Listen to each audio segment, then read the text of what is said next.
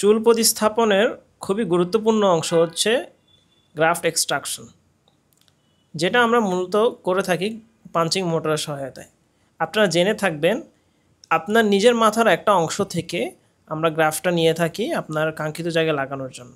Suppose ধরুন আপনার কপালের সামনের অংশে চুল নাই, তাহলে আপনার এই ডোনার একটা পার্টিকুলার ডোনার এরিয়া থেকে চুলটা নিয়ে আপনার ওই জায়গায় চুল প্রতিস্থাপন করতে হবে। এটাকে বলা হয় স্থানান্তর পদ্ধতি। এটা অর্থাৎ আপনার চুল এক জায়গা থেকে আরেক জায়গায় প্রতিস্থাপন করা হচ্ছে, আপনার নিজেরই চুল প্রতিস্থাপন করা হচ্ছে। মনে রাখবেন, আপনার চুলই প্রতিস্থাপন করা যাবে, অন্য কারো চুল প্রতিস্থাপন করলে এই চুলগুলো আপনার লং লাস্টিং থাকবে না অথবা রেজাল্ট আসবে না, এবং এতে অন্যের চুল লাগালে আপনার কমপ্লিকেশন বেশি থাকবে। এবং চুল প্রতিস্থাপনের জন্য যে গ্রাফটা আমরা তুলব, সে তোলার পদ্ধতিকে বলা হয় গ্রাফ এক্সট্রাকশন।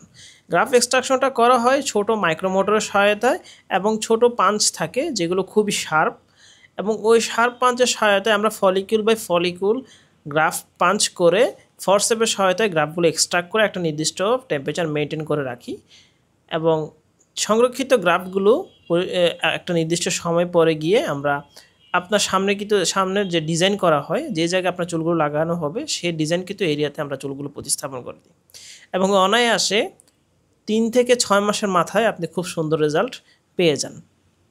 এটা হচ্ছে চুল প্রতিস্থাপনের একটা গুরুত্বপূর্ণ পার্ট, যেটাতে আমরা গ্রাফটগুলো সংরক্ষণ করে রাখি আপনার নির্দিষ্ট ডোনার এরিয়া থেকে একটা নির্দিষ্ট পরিমাণ চুল নিয়ে, এবং ওই চুলটাকেই আমরা সামনের দিকে প্রতিস্থাপন করে দিই, যার মাধ্যমে আপনি খুব সুন্দর একটা রেজাল্ট পেয়ে থাকেন। ধন্যবাদ।